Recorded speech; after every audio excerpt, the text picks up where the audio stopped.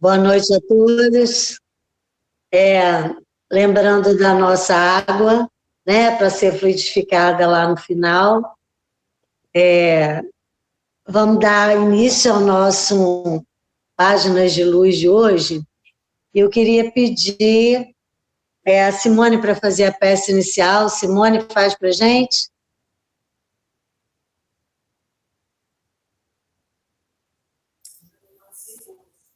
Tá me ouvindo? Sim, sim. Tá, faço sim, Aninha. Então tá.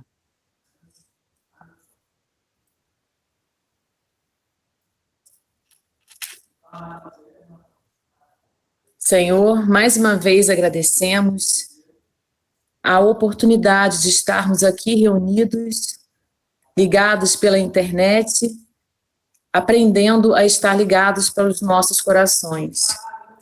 Que o Senhor possa nos abençoar essa noite, que as palavras possam fazer parte do nosso cotidiano daqui para frente e que, acima de tudo, Jesus, o Senhor possa, com os seus espíritos de luz, abençoar cada casa, de cada participante, de todos os moradores das ruas, de toda a comunidade. Muito obrigada por tudo, que assim seja. Assim seja. Bom, vamos nós.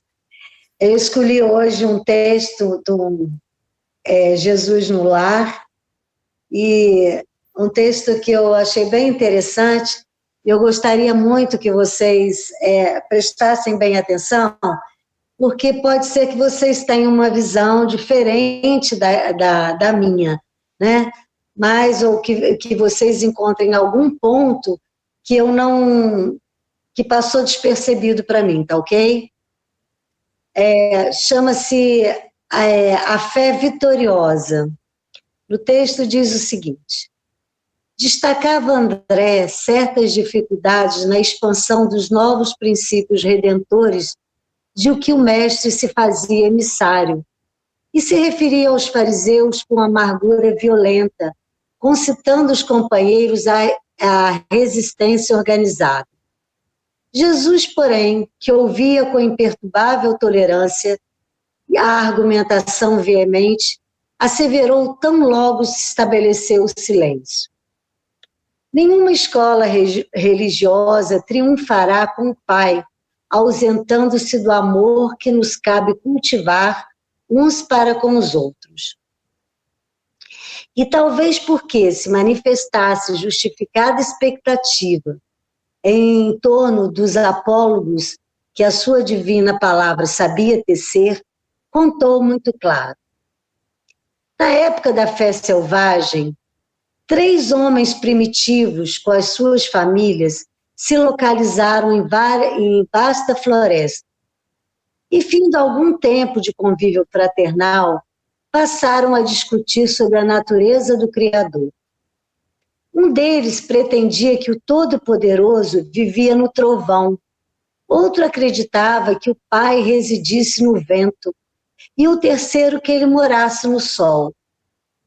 Todos se sentiam filhos dele, mas queriam viva força a preponderância individual nos pontos de vista. Depois de ásperas altercações, guerrearam abertamente. Um dos 3 se munira de pesada carga de minério, outro reuniu grande acervo de pedras, e o último se ocultara por trás de compacto monte de madeira. Achas de lenhas e rudes calhaus eram as armas do grande conflito. Invocam todos a proteção do Supremo Senhor para os seus núcleos familiares e empenham-se em luta.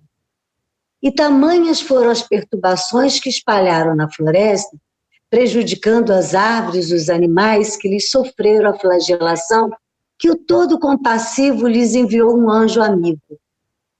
Um mensageiro visitou-lhes o reduto na forma de um homem vulgar, e longe de retirar-lhes os instrumentos com que destruíam a vida, afirmou que os patrimônios de que dispunham eram todos preciosos entre si, elucidando-os tão somente de que necessitavam imprimir nova direção às atividades em curso. Explicou-lhes que os três estavam certos na crença que alimentavam, porque Deus reside no sol que sustenta as criaturas, no vento que auxilia a natureza e no trovão que renova a atmosfera. E com muita paciência esclareceu a todos que o Criador só pode ser honrado pelos homens através do trabalho digno e proveitoso, ensinando primeiro a transformar os duros fragmentos de minério em utensílios para o trato da terra, nas ocasiões de sementeira, ao segundo a converter as achas de lenha em peças valiosas ao bem-estar, e ao terceiro a utilizar as pedras comuns na edificação de abrigos confortáveis, acrescentando em tudo a boa doutrina do serviço pelo progresso e aperfeiçoamento geral. Os contendores compreenderam, então, a grandeza da fé vitoriosa pela ação edificante, e a discórdia terminou para sempre. O mestre fez pequena pausa e aduziu. Em matéria religiosa, cada crente possui razões respeitáveis e detém preciosas possibilidades que devem ser aproveitadas no engrandecimento da vida e do tempo, glorificando o Pai. Quando a criatura, porém, guardar a bênção do céu e nada realiza de bom em favor dos semelhantes e a benefício de si mesma, assemelha-se ao avarento que se precipita no inferno da sede e da fome no intuito de esconder indebitadamente a riqueza que Deus lhe emprestou. Por isso mesmo, a fé que não ajuda, não instrui e nem consola. Não passa de escura vaidade do coração. Pesado silêncio desceu sobre todos, e André baixou os olhos tímidos para melhor fixar a mensagem de luz.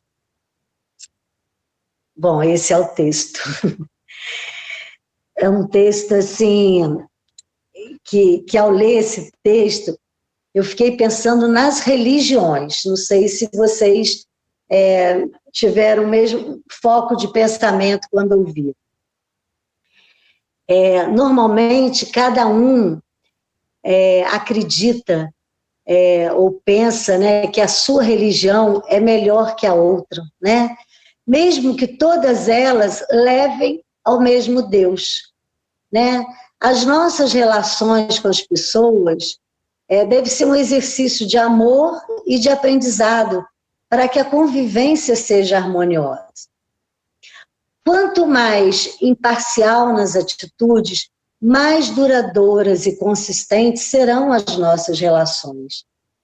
Temos que ser amigos de todo, mantendo nossas opiniões, muitas vezes sem provocar discussões ou confrontos desnecessários, né? Eu tenho tido, por exemplo, uma boa experiência em relação aos vídeos que eu tenho feito às segundas-feiras. Eu tenho percebido que muitas pessoas de outras religiões têm se interessado em ouvir o que fala a nossa doutrina, né? Algumas respondem assim de maneira radical, que não acreditam, que ela não vê dessa forma. Da mesma forma que eu muitas vezes recebo, né, as respostas, tem pessoas que querem discutir no particular comigo, e na verdade a gente não tem que discutir religião. A religião, cada uma tem a sua, cada uma tem um caminho e cada um faz as suas escolhas. Mas eu tenho achado assim interessante que as pessoas têm ouvido, né, têm participado, mesmo sabendo que é uma visão da doutrina espírita, né, do que a gente tem aprendido na doutrina, e veem as diferenças que existem entre outras religiões. Umas simplesmente escutam, outras concordam, outras discordam. Então, eu acho que é assim que a gente vai ter que viver a religião, né? A gente sabe que o final é sempre o mesmo, é sempre o chegar a Deus. Agora, a forma como a gente chega a Deus a forma como a gente encara as lições que o Evangelho nos mostra, é que torna as coisas diferentes, né? O que a vida nos pede sempre é para diminuirmos a influência dos desejos egoístas sobre os nossos pensamentos, as nossas ideias, as nossas atitudes. A gente não pode ser radical em momento algum, né? Por exemplo, no Brasil, o Brasil é um país onde existe a convivência de diversas religiões e, até certo ponto, de forma pacífica. E isso eu avalio de forma positiva, pois o direito de liberdade de crença é um instituto prescrito pela própria Constituição, né? Todas as religiões, de modo geral, elas pregam o amor e o respeito ao semelhante. Não há muitos motivos assim racionais para que divergências de culto, de cunho doutrinário, sejam alavancas para guerras veladas ou explícitas entre as diferentes manifestações religiosas. As diferentes religiões têm a obrigação de exemplificar a paz no comportamento de seus adeptos. Não sei se vocês concordam comigo, mas não adianta brigar por conta de religião, né? Mas, no entanto, eu acho assim, que o diálogo é fundamental, né? Pois ele representa para a gente o caminho do entendimento. É compreensível que abordagens assim, específicas tenham conotações distintas na interpretação de um segmento religioso para outro.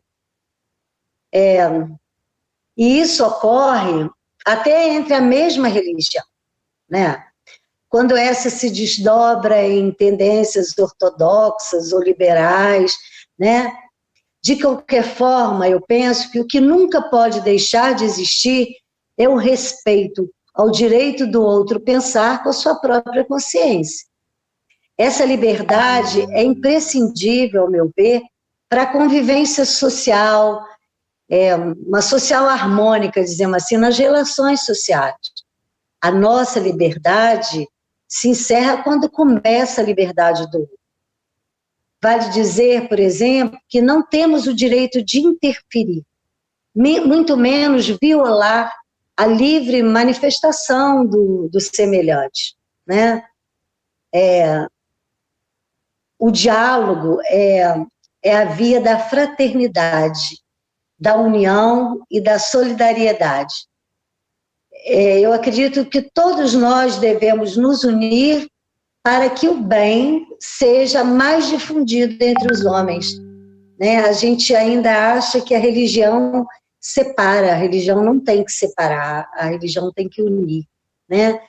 Os representantes da fé espírita, por exemplo, devem promover esse diálogo pelo próprio exemplo de vida, que a gente fala isso sempre, né? Na vivência do amor e na exemplificação no entendimento entre todos, né? Agora, a intolerância religiosa é que deve ser combatida, né? Jesus nos ensina que a prática da verdadeira caridade, traduzida na benevolência para com todos, na indulgência para com as imperfeições alheias e no perdão das ofensas, é a nossa rota mais segura para a relação harmônica entre as diversas religiões, todas respeitáveis em seus princípios de difundir o bem, tornando o homem cada vez melhor moralmente, né? É possível que, onde todos respeitam a opção religiosa, não, é possível que todos respeitem a opção religiosa do outro. Porém, eu acredito ser necessário reconhecer que a paz do mundo começa dentro do coração de cada um de nós. A receita infalível para a paz não pode dispensar 3 ingredientes, ao meu ver: o diálogo, a flexibilidade e o amor, né? Isso foi o que eu consegui, assim, visualizar com esse texto, né? Tipo, peguei o texto e contextualizei e cheguei a isso. Eu não sei se vocês conseguiram perceber a mesma coisa, né? Agora eu queria que vocês me dissessem se vocês têm alguma coisa a acrescentar, se vocês viram um texto, uma visão diferente da minha. Agora é conosco. Não é assim? Aninha, Oi, fala, deixa Simone. eu falar uma coisa. Eu penso que até porque, né, eu desde muito novinha, né, minha família espírita, até porque a gente passou por tantos preconceitos, né, por tantas agressões, isso é uma coisa que a gente tem que tomar muito cuidado. A gente não pode de jeito nenhum errar nesse quesito. A gente tem que abraçar, né, essa democracia, tem que abraçar essa tentativa de diálogo, essa busca, né, pela igualdade, vamos colocar assim, né, da gente conseguir perceber no outro e na outra religião o mesmo senso que a nossa, né, até por conta disso, né, a doutrina espírita foi uma doutrina, né, lá, não que eu seja velha, não é isso, mas lá nos anos 80, 70, assim, muito perseguida, né, então a gente tem que realmente ter essa postura, né? A gente tem que estar vigilante, sempre buscando esse diálogo para que a gente não caia no mesmo erro. Sim, sim, isso é. O texto me mostrou esse lado, né? Quando os irmãos brigam entre si, né? Eu acho que ali ele mostra claramente, né? Que a importância de entrar em discórdia é vazia, né? Eu acho que a gente precisa estar sempre respeitando o outro nas escolhas que ele faz, né? Flávio, o que você tem para falar aí? Eu tenho. Fala, fala, Beth. Ana, trazendo esse texto para a nossa vida, né? Melhor seria que a nossa chegada a Deus não fosse pela discórdia, e sim Sim. pelo amor, Uhum. pela prestação da caridade, pela benevolência, por todas as coisas boas que Deus nos traz, né? Então seria isso daí. Eu achei fantástico o texto e o ideal seria que cada um chegasse a Deus pelo amor e não pela discórdia, não pela Sim. briga, né? Porque, como você diz, todas as religiões têm um fim único, que é um ser supremo. E isso daí ninguém vai tirar de ninguém e ninguém vai mudar a cabeça de ninguém. Só isso. E como a gente ainda vê discórdias por causa da religião pelo mundo, né? De todo lado. E se a gente parar para pensar, eu acho que se a gente começar muito a analisar a religião do outro, a gente está invadindo um espaço que não é nosso, né? Cada um tem a sua religião. Então, por exemplo, eu por muito tempo eu fui criada na religião católica, né? Com aquelas crenças, com os dogmas. E de um tempo para cá, eu comecei a questionar isso, e por isso hoje eu estou estudando a doutrina espírita, porque é onde eu me encontrei mais, entendeu? Mas eu sou uma estudiosa da doutrina, não é assim? Então, a gente entra no capítulo 9 do nosso lar, que fala do problema de alimentação, né? Então, você tem o texto, Flávio, para colocar? Sim, Ana.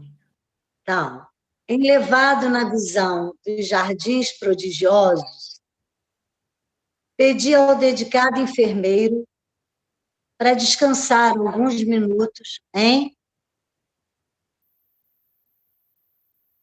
Gente, está conseguindo dar para acompanhar? É porque está dando um sinalzinho de alguém falando aqui para mim. Bom, vou lá. Elevado na visão dos jardins prodigiosos, pedi ao dedicado enfermeiro para descansar alguns minutos num banco próximo. Lísias anuiu de bom grado. Agradável sensação de paz lhe felicitava o espírito. Caprichosos repuxos de água colorida zigue-zagueavam no ar, formando figuras encantadoras. Quem observa essa colmeia imensa de serviço, ponderei, é induzido a examinar numerosos problemas. E o abastecimento? Não tenho notícia de um Ministério da Economia. Antigamente, explicou o paciente interlocutor, os serviços dessa natureza assumiam feição mais destacada. Deliberou, porém, o atual governador atenuar todas as expressões de vida que nos recordassem os fenômenos puramente materiais.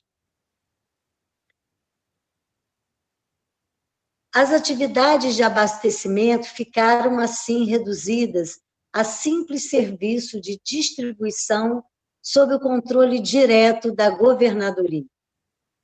Aliás, a providência constitui medida das mais benéficas. Rezam os anais que a colônia há um século lutava com extremas dificuldades para adaptar os habitantes às leis da simplicidade. Muitos recém-chegados ao nosso lar duplicavam exigências. Queriam mesas lautas, bebidas excitantes, dilatando velhos vícios terrenos. Apenas o Ministério da União Divina ficou imune de tais abusos, pelas características que lhes são próprias. No entanto, os demais viviam... Peraí, gente. Me perdi aqui. O governador atual, todavia, não poupou esforços.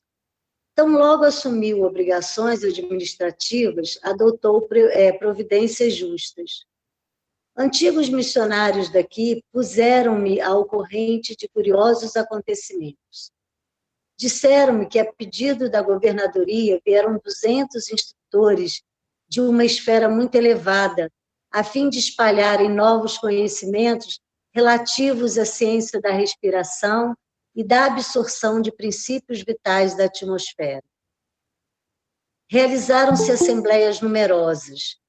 Alguns colaboradores técnicos de nosso lar manifestavam-se contrários, alegando que a cidade é de transição e que não seria justo nem possível desambientar imediatamente os homens desencarnados mediante exigências desse teor, sem grave espírito para suas organizações espirituais. O governador, contudo, não desanimou. Prosseguiram as reuniões, providências e atividades durante 30 anos consecutivos. Algumas entidades eminentes chegaram a formular protestos de caráter público, reclamando.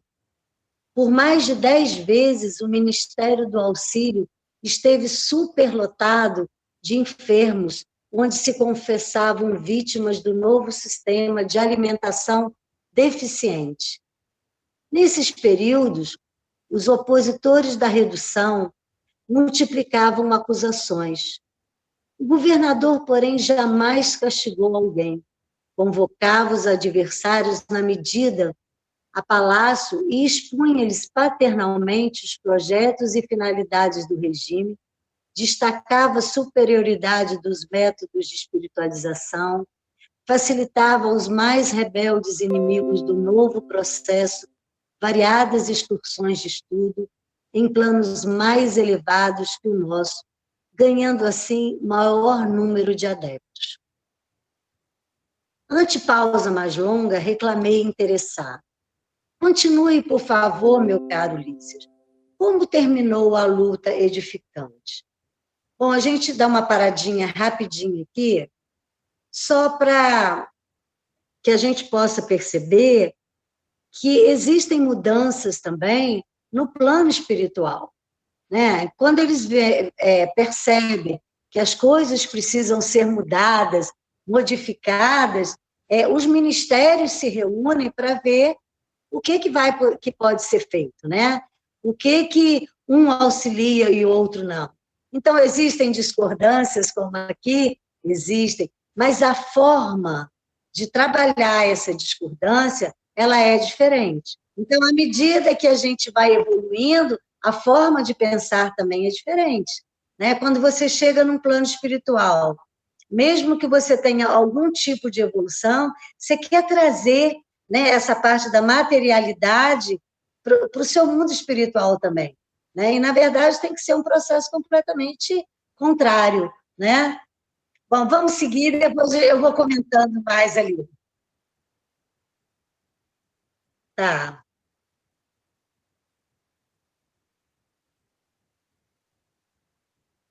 Depois de 21 anos de perseverantes demonstrações por parte da governadoria, aderiu ao Ministério da Elevação, passando a abastecer-se apenas do indispensável. O mesmo não aconteceu com o Ministério do Esclarecimento, que demorou muito a assumir compromisso em vista dos numerosos espíritos dedicados às ciências matemáticas que ali trabalham. Eram eles os mais teimosos adversários. Mecanizados nos processos de proteínas e carboidratos, imprescindíveis aos veículos físicos, não cediam terrenos nas concepções correspondentes daqui. Semanalmente enviavam ao governador longas observações e advertências, repletas de análise e numerações, atingindo por vezes a imprudência. O velho governante, contudo, nunca agiu por si só. Requisitou a assistência de nobres mentores que nos orientam através do Ministério da União Divina e jamais deixou o menor boletim de esclarecimento sem exame minucioso. Enquanto argumentavam os cientistas e a governadoria contemporizava, formaram-se perigosos distúrbios do antigo Departamento de Regeneração, hoje transformado em ministério. Encorajados pela rebeldia dos cooperadores do esclarecimento, os espíritos menos elevados que ali se recolhiam entregaram-se a condenáveis manifestações. Tudo isso provocou enormes cisões nos órgãos coletivos de nosso lar, dando ensejo a perigoso assalto das multidões obscuras do umbral, que tentaram invadir a cidade, aproveitando brechas nos serviços de regeneração, onde grande número de colaboradores entretinham certo intercâmbio clandestino em virtude dos vícios de alimentação. Dado o alarme, o governador não se perturbou. É interessante que o governador do nosso lar, assim que ele assumiu as suas obrigações, ele adotou medidas justas, né, para a melhoria dos processos de alimentação. E, para isso, ele convidou 200 instrutores de uma esfera muito elevada para instruir os moradores sobre a ciência da respiração e da absorção de princípios vitais da atmosfera. Muito interessante esse, né? E é interessante também a gente perceber que os protestos existiram, que as resistências aconteceram também, mesmo sendo no mundo espiritual, mesmo que seja no nosso lar, que é um local um pouco mais evoluído do que o umbral, não é assim? Mas lá já existe uma certa administração, lá já existem os ministérios, mais organização. Mas até para chegar aonde estava, olha quanto tempo demorou esse processo. E quando ele fala que existiam intercâmbios clandestinos, né, em virtude dos vícios da alimentação que existia no nosso lar, né? Então, continuando, terríveis ameaças pairavam sobre todos. Ele, porém, solicitou audiência ao Ministério da União Divina e, depois de ouvir o nosso mais alto conselho, mandou fechar provisoriamente o Ministério da Comunicação.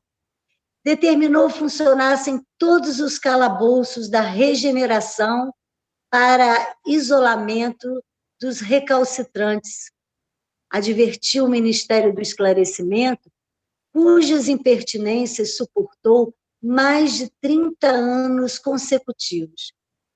Proibiu temporariamente os auxílios às regiões inferiores e, pela primeira vez na sua administração, mandou ligar as baterias elétricas das muralhas da cidade para a emissão de dardos magnéticos a serviço da defesa comum. Não houve combate, não houve ofensiva da colônia, mas resistência resoluta. Por mais de 6 meses, os serviços de alimentação em nosso lar foram reduzidos à inalação de princípios vitais da atmosfera, através da respiração e água misturada a elementos solares, elétricos e magnéticos. A colônia ficou, então, sabendo o que vem a ser a indignação do espírito manso e justo. Fim do período mais agudo, a governadoria estava vitoriosa. O próprio Ministério do Esclarecimento reconheceu o erro e cooperou nos trabalhos de reajustamento. Houve nesse, com menos, regozijo público e dizem que, em meio da alegria geral, o governador chorou sensibilizado, declarando que a compreensão geral constituía o verdadeiro prêmio ao seu coração. A cidade voltou ao movimento normal. O antigo departamento da regeneração foi convertido em ministério. E desde então só existe o maior suprimento de substâncias alimentícias que lembram a terra, os ministérios da regeneração e do auxílio, onde há grande número de necessitados. Nos demais, há somente o indispensável, isto é, todo o serviço de alimentação obedece à inexcedível sobriedade. Presentemente, todos reconhecem que a suposta impertinência do governador representou medida de elevado alcance para a nossa libertação espiritual. Reduziu-se a expressão física e surgiu um maravilhoso coeficiente de espiritualidade. Lísia silenciou e eu me entreguei a profundos pensamentos sobre a grande lição. Bom, eu achei melhor que a gente lesse o texto todo, para a gente ter noção do todo do capítulo, porque mostra todo um processo, né, de evolução, né? E esse capítulo nos mostra, de acordo com as minhas considerações agora, que nos planos espirituais também existem mudanças, né? Principalmente se pensarmos em mudanças, né? Vimos e a existência... resistências a elas, Ana. E resistências a elas. E resistências a elas, né? Vimos a existência de vários ministérios, cada um se posicionando em relação às propostas que iam surgindo, né? Ninguém ficou de lado. Então, eu acho que esse capítulo leva a gente a várias questões em termos de alimentação dos espíritos. Algumas das quais imaginamos não eram nem cogitadas ante a leitura desse livro, né? Então, eu acho que a primeira vez que a gente pode pensar em alimentação é quando a gente lê o Nosso Lar, né? Aí a gente pode fazer vários questionamentos. Por exemplo, por que os espíritos sentem fome e sede se eles não possuem corpos? Todos têm as mesmas necessidades e passarão pelas mesmas privações? Se essa dependência causa sofrimento, como a gente pode evitar? O que tem a ver a respiração no processo de alimentação?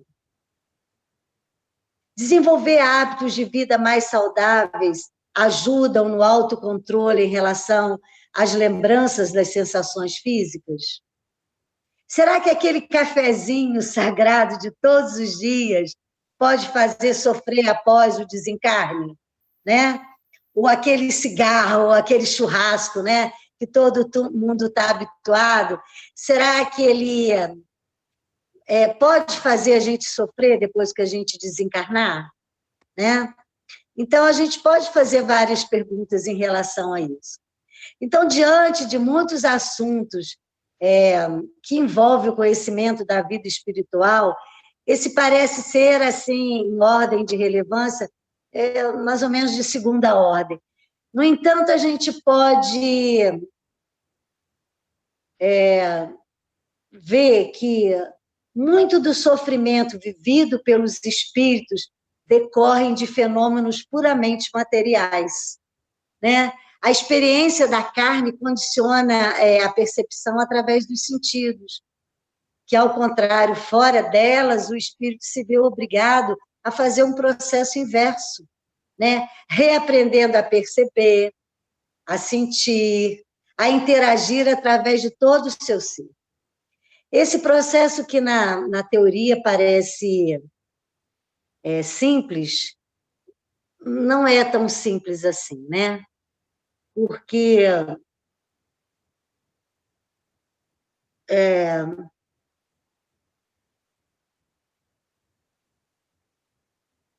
ai, faltou a palavra.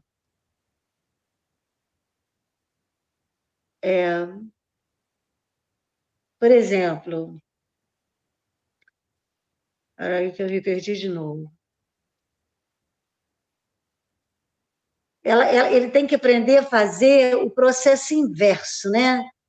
E esse processo, que na teoria parece simples, na sua aplicação não é muito fácil, né? Você já imaginou a gente ter que parar de sentir, de interagir, ou ser feito isso de forma diferente, né?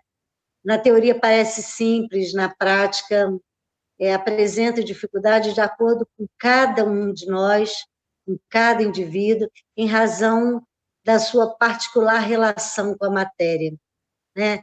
E isso existe desigualdades no entendimento da matéria.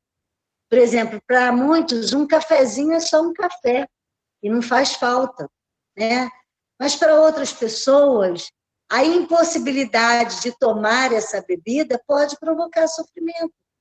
É a mesma coisa da pessoa que fuma, né? Você para de fumar, de repente, isso causa sofrimento. Você imagina no plano espiritual, né? Como é que a falta do cigarro faz toda a diferença.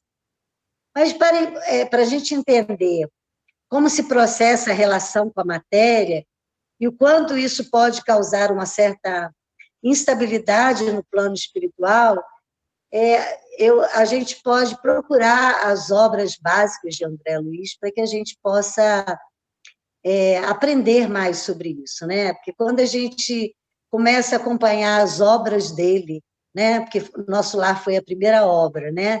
Depois que a gente começa a acompanhar as obras de André Luiz, as coisas vão ficando mais claras para a gente, né? Kardec, por exemplo, no capítulo 14 do livro A Gênese, né? Flávio gosta muito da Gênese aí, ó. Que o perispírito diz que ele diz que o perispírito é o órgão sensitivo do espírito, por meio do qual este percebe coisas espirituais que escapam aos sentidos corpóreos. Pelos órgãos do corpo, a visão, a audição e as diversas sensações são localizadas e limitadas à percepção das coisas materiais, né? Pelo sentido espiritual ou psíquico, elas se generalizam.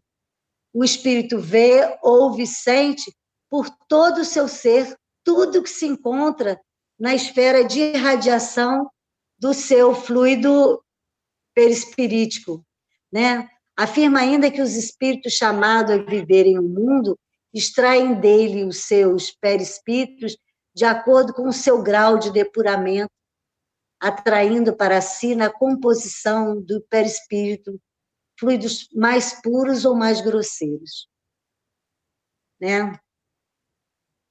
Então, a gente percebe daí que as poucas sensações que a gente tem aqui como seres materiais são poucas frente ao que a gente tem no mundo espiritual, né? A gente sabe que a subsistência do corpo físico, né, ela é imprescindível na constante permuta de substâncias, né? E ela é transformada em energia também, né? No corpo físico. Agora, ele diz ali também para a gente que a substância, a energia, elas se unem para fornecer ao campo fisiológico, não é isso? Os recursos necessários ao crescimento ou à reparação do contínuo desgaste, produzindo a força indispensável à existência e os recursos reguladores do metabolismo. Isso quando a gente fala em matéria, né? Que o corpo espiritual, ele comandando o corpo físico, né? E ele sana, né, espontaneamente quando ele é harmonizado em suas próprias funções. Todos os desequilíbrios acidentais nos processos metabólicos, né, ele reage no campo nutritivo comum. Então, a gente... Hein? André Luiz, no livro Cartas de uma Morta, ditada pelo Espírito Maria João de Deus, esclarece que lá existe ainda a nutrição. Contudo, o espírito geralmente absorve os elementos que regeneram a sua vitalidade no próprio oxigênio que respira, em inimagináveis condições de pureza e nas mais delicadas composições químicas da atmosfera. Alguns seres ali aportando necessitam, por força dos arraigados hábitos, de alimentos análogos aos da terra, o que obtém por algum tempo, mas apenas na aparência de realidade. Ilusão esta que é consentânea com as superficialidades do corpo somático, até que se acostumem com as novas modalidades da sua existência, né? Ele impressiona um pouco esse capítulo, né? Porque a gente passa a ter uma visão do futuro, né? E a gente vê também, e é muito interessante que a gente vê a determinação nesse texto de um grande líder, né? E ele mostra aí também no texto, assim, finalizando, que o dever exige sacrifícios e persistência, não é isso? Independente da compreensão ou não daquele que a gente ama, não é assim? A gente aqui tem que viver com essa questão, de que o dever exige sacrifício e persistência, né? Acho que nós estamos aí na nossa hora, não estamos? Alguém quer falar alguma coisa? Eu acho que eu falei muito, né? Alguém quer falar alguma coisa, gente? Acrescentar mais alguma coisa? Não? Bom, eu agradeço, né, a participação de todos, que a gente possa estar terça-feira juntos outra vez. Né? Um grande abraço a todos. Beth, faz a nossa prece final. Tá bom, Ana. Agradecendo, Pai, a oportunidade que nós tivemos do estudo não só de uma página de Jesus no lar, como também um capítulo do nosso lar, onde esclarecimentos nos trouxe sobre o caminho a chegar até vós e a necessidade de nos coibirmos já nessa vida material de alguns alimentos para que possamos ter uma maior fluidez no nosso organismo. Nós te pedimos, Pai, que fluidifique essa água, que cada um em sua casa tem reservado ao seu lado, para que ela seja o remédio necessário ao nosso corpo, ao nosso espírito, nessa noite de terça-feira. Gratos somos pela tua presença, a presença dos mentores espirituais da Associação Espírita Paz e Harmonia, e a Ana e o Flávio, que conduziram com muito brilho o estudo de hoje. Fique conosco, fique com cada um de nós, encarnados ou desencarnados, e nos dê a tua proteção e a tua paz. Que assim seja. Boa noite. Que assim seja. Boa noite. Boa noite. Obrigada. Boa noite.